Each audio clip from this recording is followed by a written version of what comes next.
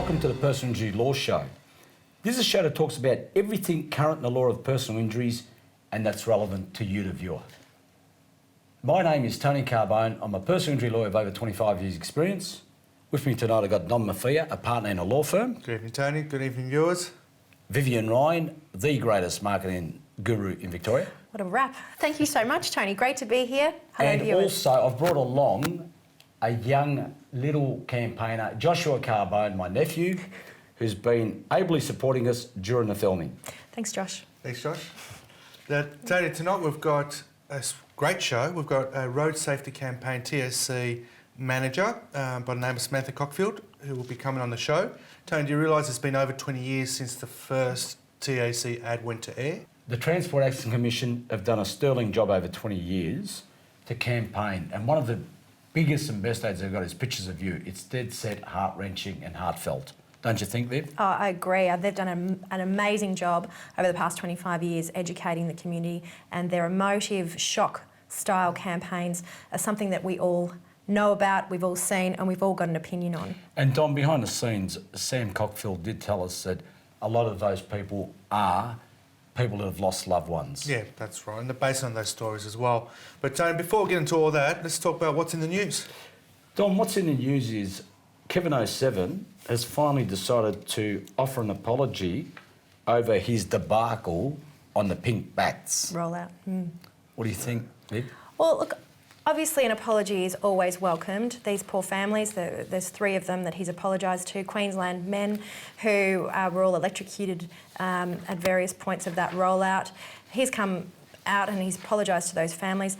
I guess, obviously, it's a good thing, but what does that actually mean for the families? Don, is it of any use to anyone?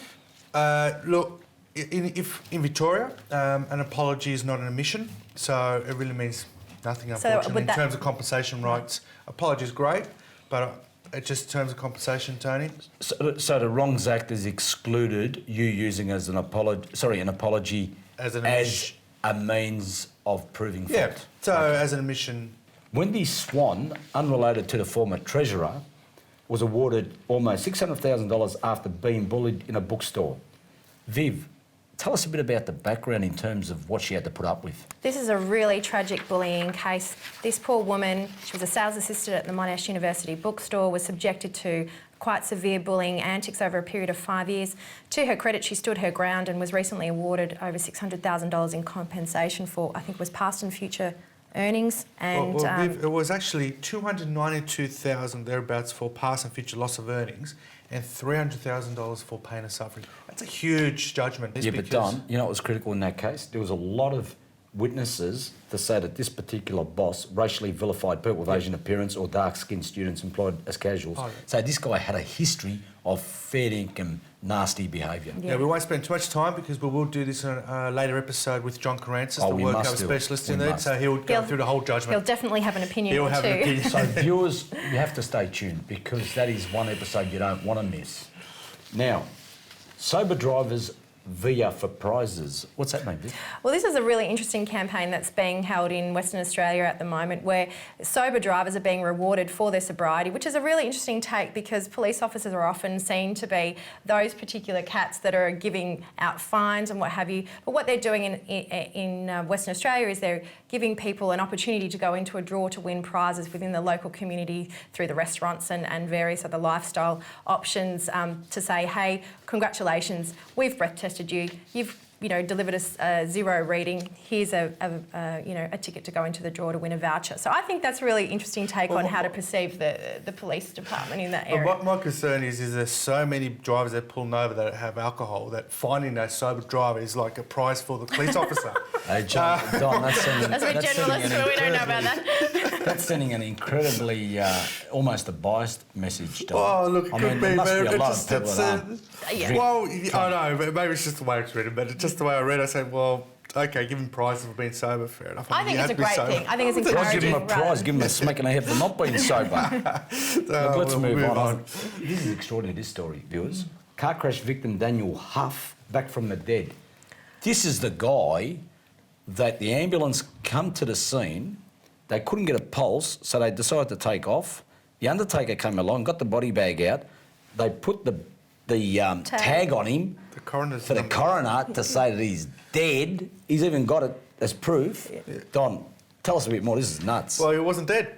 I think the quote that I loved that I said when the guys around him said, he said, I think, okay, fellas, I think I'm going to have a real hard time having him certified dead. Yeah. I thought that was really interesting. This was a significant accident. It was he's driving along on a highway up from, I think it was Bacchus Marsh Way, in his Porsche, and he's hit, I think, barriers, flipped so many times. He's nearly decapitated himself. That's how horrific it was.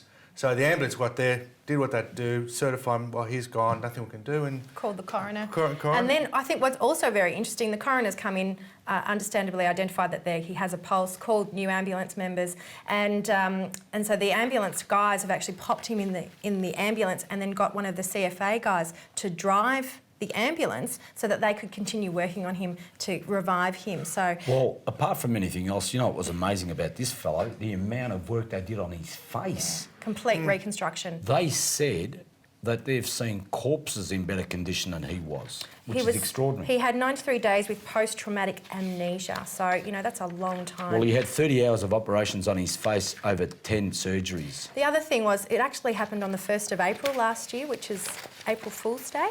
Oh. I wonder whether... Well, just on the comments, the quote here from the doctor who reconstructed his face, he said, but Daniel is a perfect example of why we should never make a judgment about how well someone can repair or survive simply by how badly injured they look. Yeah, but Don, there's another message to the viewers. This guy got the Porsche that he wanted to get from when he was younger. Life, he was right? dreaming about. So, look, OK, he suffered severe injuries, but the inference is that he must have been flying. Yeah, well, you would imagine so, but right. we don't know. So don't go and get these sports cars, viewers, so you can go doing all sorts of nonsense and turning them over or smashing them into the trees and whatever else. Well, this was absolutely... Or killing other people. Well, this was a miracle that he survived. Exactly. Absolutely. So there's a message in that. Careful with what you do. Anxious young drivers at risk, Viv. Yeah, well, basically they've recently done a study in Queensland again, assessing the level of anxiety and depression that's prevalent in 18 to 25-year-old drivers.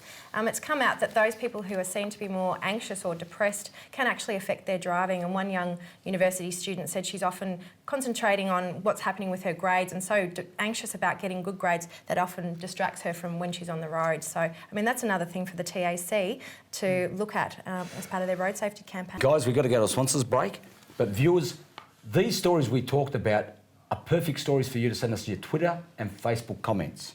And also, stay tuned, because after the break, we've got Sam Cockfield from the Transport Accident Commission coming in, and we're going to do a montage of all the TAC ads over the last 20 years.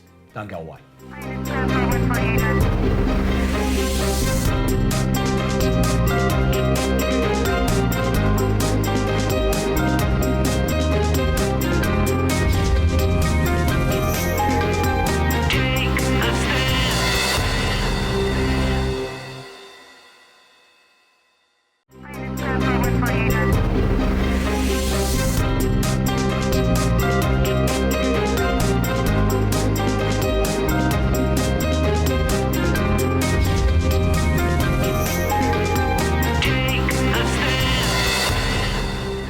Viewers, welcome back to the show. As promised before the break, we've got a very interesting show about the transport accidents road safety programs.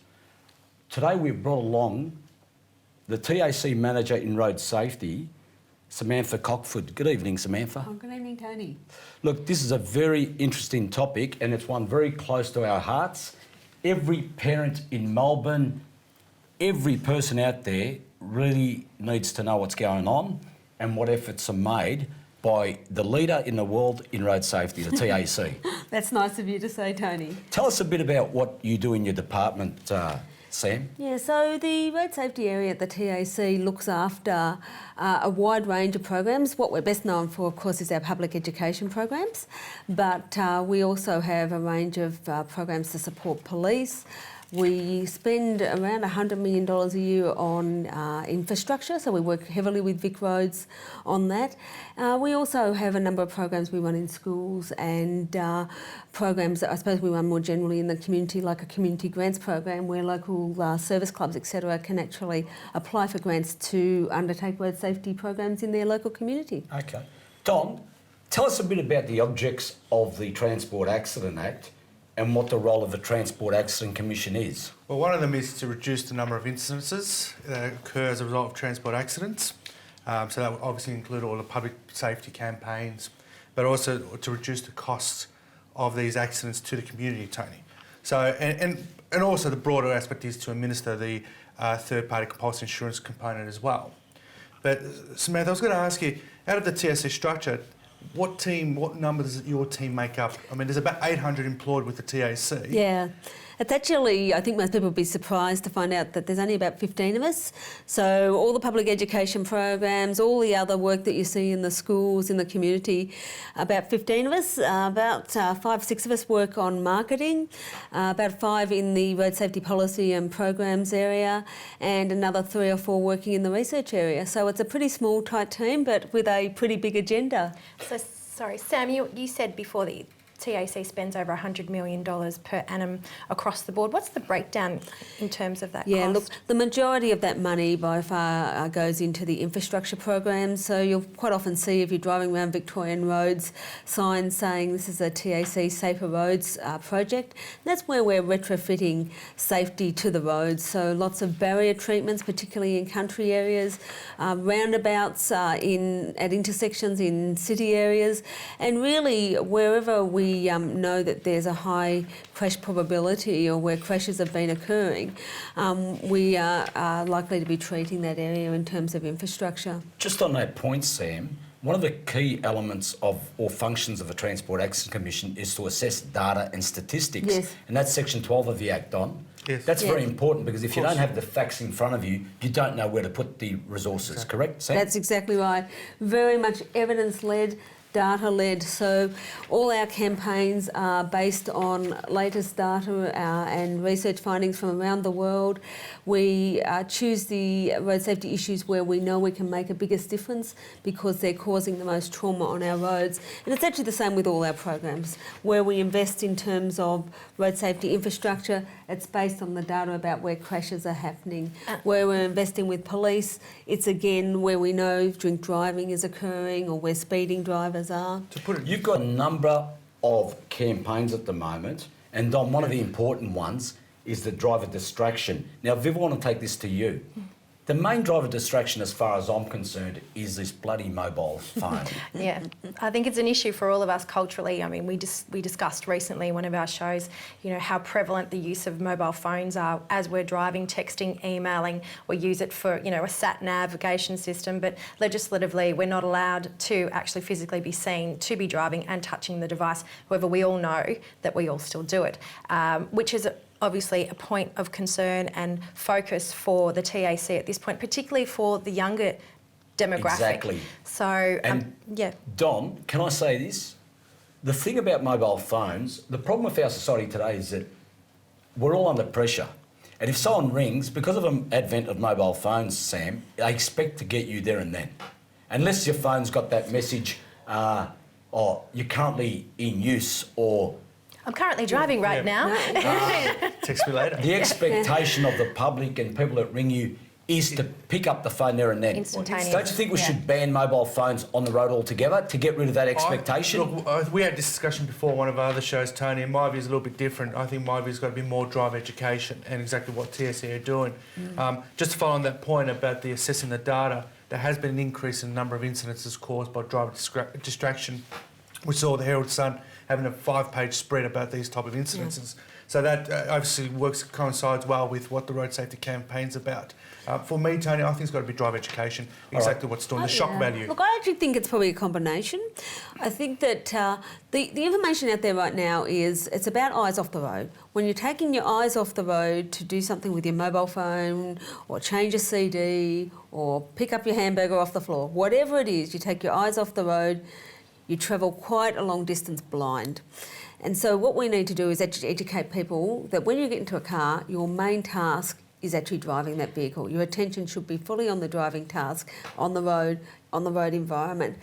What we have been doing is to try and help people, and you're so right that today we just use our mobile phone. It's our mini office. We're never without it. Young people have grown up with mobile phones, multimedia devices. they think they're very good at multitasking and they think they can do everything at the one time. What we do need to do through public education is train them that it is actually a really difficult task driving. It's probably the most complex thing we do in our daily lives.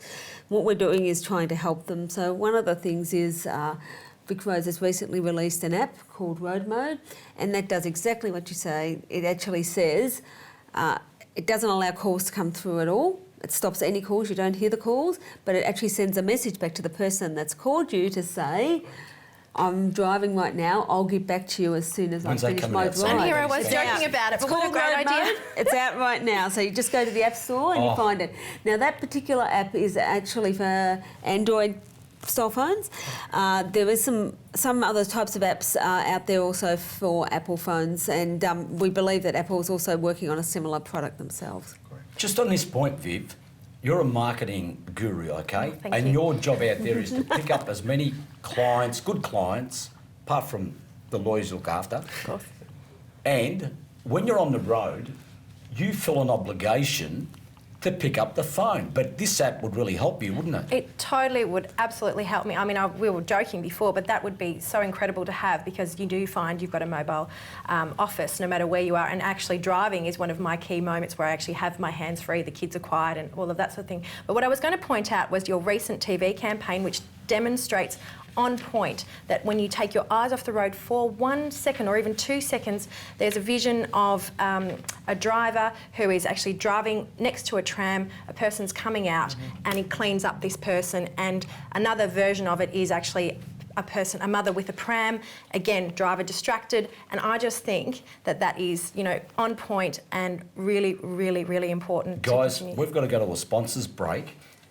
Viewers, stay tuned after the break. We're going to see some vision. And also, I'm going to give you the figures of how far we travel in 1 second, and I'm going to compare it with a racehorse. So please stay tuned.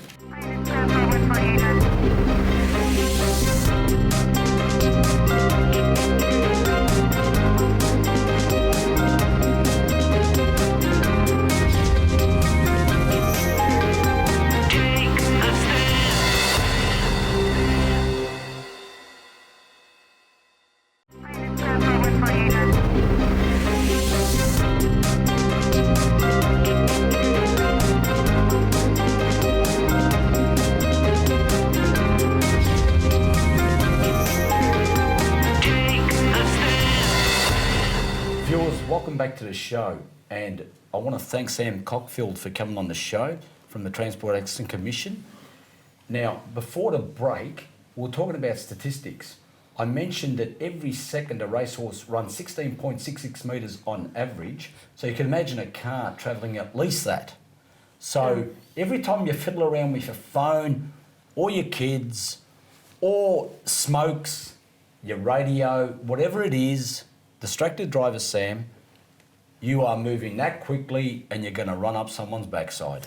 So true. In 2 seconds in a 50 kilometre zone, we actually travelled 27 metres. That's exactly my stats. Yeah, basically.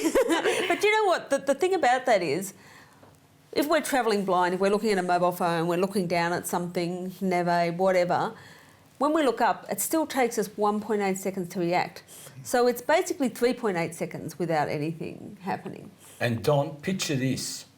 Assuming you're doing 60 on a freeway, and you'd be doing a lot more than that, and you've taken your eyes off the road for a second, right? So you've probably travelled 35 metres. Yep. You've hit a car, you've clipped a car, you've spun onto another lane. What are we talking about here? Catastrophe, aren't we? Catastrophe injuries, serious injuries.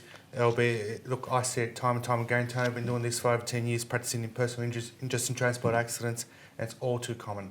I mean, these injuries, these cars, they're what we call lethal weapons. Exactly, so far. exactly. And just on that point, 2 seconds plus 2, like Sam said, 4 seconds.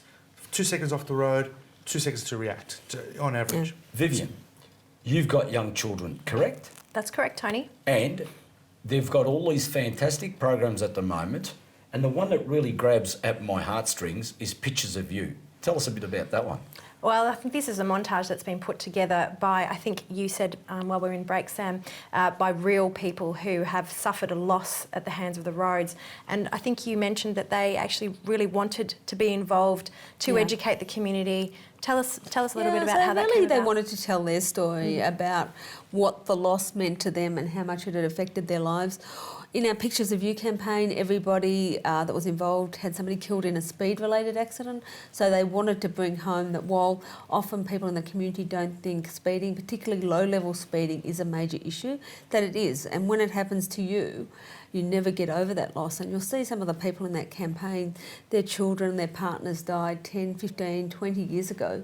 So that it's not something that you can never really get over. So it's a very emotive campaign. Sam, we're watching a few of the TAC ads on YouTube. I was with a work experience student just before the show. Yeah. And he asked me, he said, are they actors or are they real people? And it sounds like with most of the TAC ads, it could be a combination of both. Yeah, so in that particular campaign, in Pictures of You, they're all real families who've actually lost people. Some of our campaigns, particularly where we need to show crashes, stunts, etc., they are actors. We need to get professionals who can do that work. But most of our enforcement campaigns actually involve real police officers. So where we can, we use real people, so to speak. In campaigns where we have people in hospitals, they're usually real nurses, real doctors, because they're passionate about this as well. You know what astounds me the most, and this is directed at the viewers, it's amazing how often they get in the car after they're having drinks or taking drugs. It seems to be a culture out there these days amongst the young ones, and they think they're not going to get stopped. They're infallible, and that's why I think you'll even testify to this, that the highest level of accidents happen between the ages of 18 to 25 amongst male drivers. This has been a constant statistic for years and years on end. And you've done a number of campaigns, you know, highly emotive, shocking. I'd like to talk to you more about the effectiveness of those particular campaigns, particularly because some people would argue it creates dissonance, particularly the one where you're just talking about the drug driving. There's that one that stems to mind instantly is when the partner's jumping out of the car and he's wiped out immediately. The point I was trying to make is that, and I'll get back to you, Sam, is that on Saturday I got breathalyzed in Keilor, and Saturday night I got breathalyzed on the East Link, right on the other side of town. They put up these signs to say roadworks, and it was a breathalyzer. Yep. And the funny thing I said to the policeman was, I'm a teetotaler, I don't drink.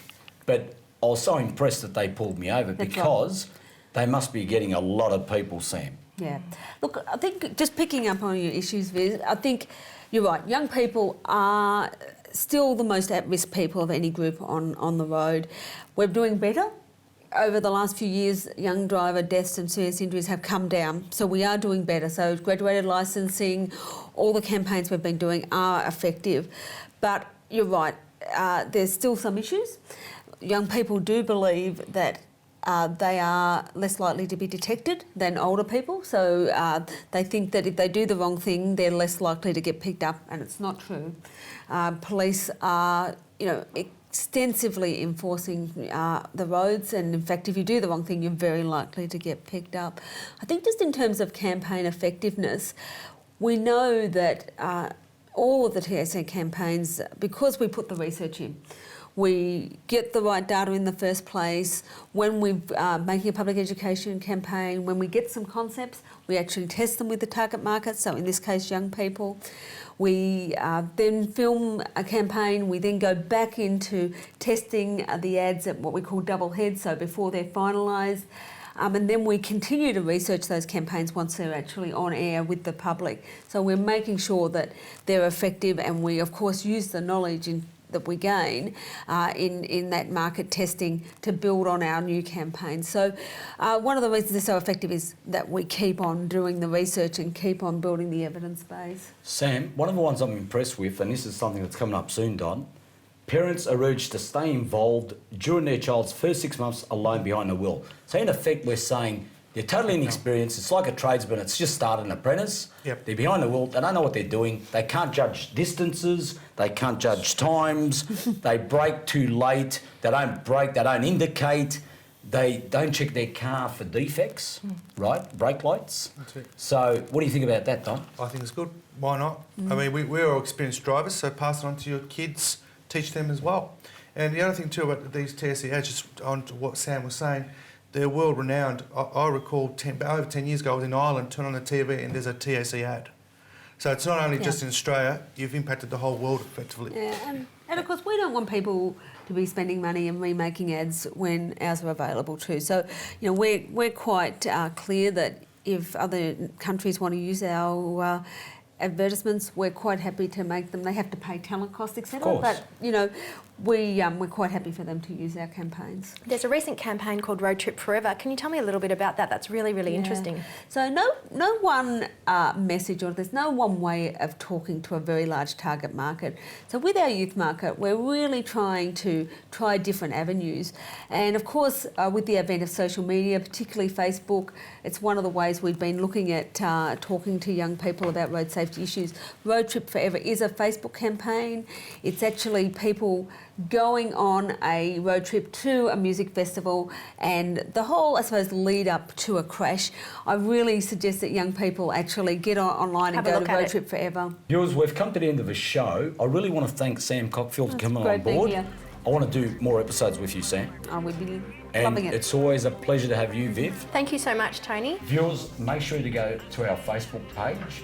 There's a montage of the last 20 years of TAC ads. There's some very heartfelt and heart-wrenching scenes. They're very powerful, you must see them. And also, go to YouTube for our past episodes. Go to Twitter, give us your comments and I'll direct them to Sam. And stay tuned and stay safe.